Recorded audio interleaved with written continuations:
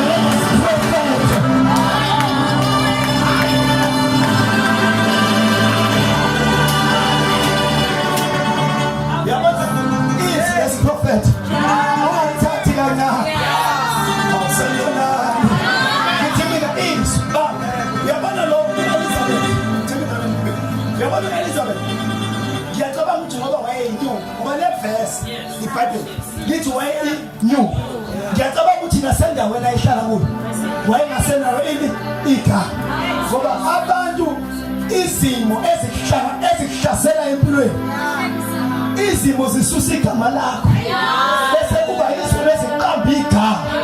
Kunabantu namhlanje abanamagama mawuthi reverse uyabheka namagama uyabona ukuthi siba yendlela kuso. Usanibonani bazalwane, sanibonani bazalwane, shout hallelujah. Shout hallelujah, shout hallelujah, shout hallelujah, shout hallelujah, shout hallelujah, shout hallelujah, shout hallelujah, shout hallelujah. I want to know. Umntwana bekade thu. Yabona mvuselelo. Sizona sabatwana. Elapho bathu. Bana ngithi kunabantu labekade bethandaza. Besamu uJesu ngaphakathi. Banamhlanje basathandaza. Kodwa nevuselelo. Yesa. Ithima abantu abakhulene. Kodwa khulelwa ngokusho ukuthi izinto sesithuka. Kodwa zidinga uJesu ngaphakathi. Ukuthi azonyakazisa uJobe ngaphakathi.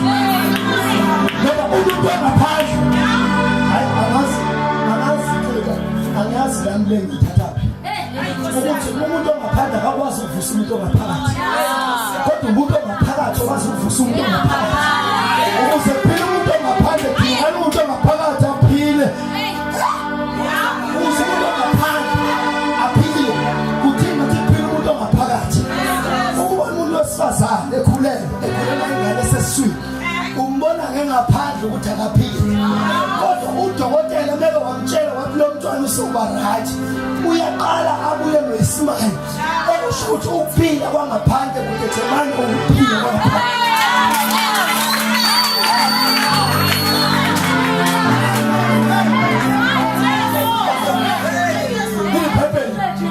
Emva kwalokho wajabula uMaria uElizabeth asimbeke eceleni kuJesu ngoba kukhona la bazohlangana khona. Njengamanje ukuhlangana kwabo bakuhlangana eyiswini. Hey ngathola ngoba lokhu ukuhlangana kunzima yasa. Labantu baqala ukuhlangana bengabonani kanti bahlanganiswa umoya. Baba iBhayibheli kwafika isikhathi la uElizabeth ezala khona.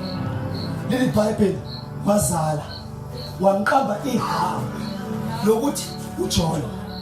Mana akasitholi isibongo njengoba sekuyisibongo uJohn umpapa this. Sesho njalo manje.